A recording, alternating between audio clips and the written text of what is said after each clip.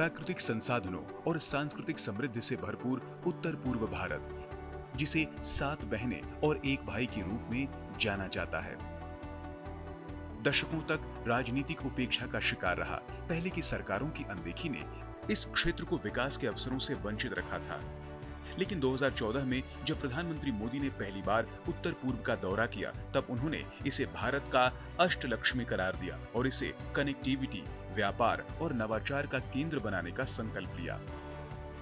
और ये पीएम मोदी के उस संकल्प का परिणाम ही है कि आज एयर कनेक्टिविटी, रेलवे और सड़क जैसी परियोजनाएं उत्तर पूर्व के विकास में अहम रोल निभा रही हैं। विकास के इस क्रम में जहां ब्रह्मपुत्र नदी पर 4.94 किलोमीटर लंबे बोगीबिल पुल ने डिब्रूगढ़ और अरुणाचल प्रदेश के बीच यात्रा की दूरी के साथ ही समय को भी कम किया, तो वहीं धौला सदिया पुल और सेला टनल जैसे इंजीनियरिंग चमत्कारों ने उत्तर पूर्व के लोगों की उम्मीदों को नई उड़ान दी। आज पूर्वोत्तर राज्यों में सड़कों का जाल बिछाया जा रहा है। इसके तहत राष्ट्रीय राजमार्गों की लंबाई 9,900 किलोमीटर से ज्यादा हो गई है। ग्रामीण सड़कों पर 47,000 करोड़ रुपए का निवेश हुआ है। NESIDS और PM डिवाइन जैसी योजनाओं ने बुनियादी ढांचे को और मजबूत किया है। उत्तर पूर्व में 2014 से 2024 के बीच रेलवे में 81,000 करोड़ रुपए का निवेश हुआ, जिससे 1,728 किलोमीटर नई रेल परियोजनाएं शुरू हुई। रेलवे ट्रैक का विद्युतीकरण पहले शून्य था, अब 142 किलोमीटर प्रति वर्ष की रफ्तार से बढ़ रहा है। उत्तर पूर्व में जहां 2014 में 9 हवाई अड्डे थे, वहीं अब यह संख्या बढ़कर 19 हो गई है। सिक्किम और अरुणाचल प्रदेश पहली बार हवाई नेटवर्क से जुड़े।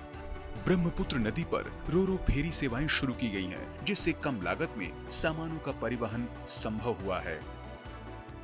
बहुत सारे लंबे लंबे ब्रिजेस बन गए, रोड कम रेल ब्रिजेस बन गए, जैसे कि बोगीबिल ब्रिज बन गया है, जैसे कि भूपेन हजारिका सेतु यानी कि India's longest bridge 9.15 kilometres long जो सदिया में लोकेटेड है वो बन गया है। आलूबारी ब्रिज बन गया है, हमारा इधर नज़दीक में सिसार ब्रिज बन गया है। तो जो बहुत सारे एरियाज जो आइलैंड की तरफ मरून हो जाते थे, सब कनेक्ट हो गया है। मोदी सरकार के शासनकाल के दौरान उत्तर पूर्व में सुरक्षा और शांति के मोर्चे पर भी जबरदस्त प्रगति देखने को मिली। पीएम मोदी और सरकार के प्रयास से प्रमुख उग्रवादी समूहों के साथ 12 शांति समझौते हुए और 10,000 से ज्यादा उग्रवादी हथियार डालकर मुख्य धारा में शामिल हो गए। बोडो, करबी आंगलांग और ब्लू रियांग समझौते इसका सबूत हैं। पहले पूर्वोत्तर अशांत था। उग्रवादी संगठनों के आतंक की वजह से कहीं कोई आना जाना मुश्किल हो रहा था।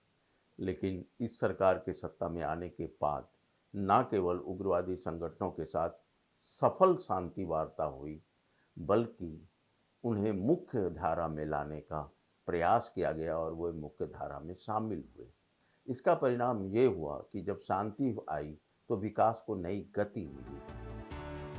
पीएम मोदी का उत्तर पूर्व से एक अलग ही लगाव है। अब तक प्रधानमंत्री 50 से अधिक बार उत्तर पूर्व का दौरा कर चुके हैं।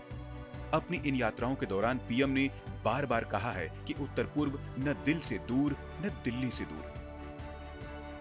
उनकी एक्ट ईस्ट नीति ने इस क्षेत्र को दक्षिण पूर्व एशिया का प्रवेश द्वार बना दिया। आज उत्तर पूर्व क्षेत्र न सिर्फ भारत की शक्ति बन रहा है, बल्कि विश्व मंच पर अपनी पहचान भी बना रहा है। Bureau report, DD news.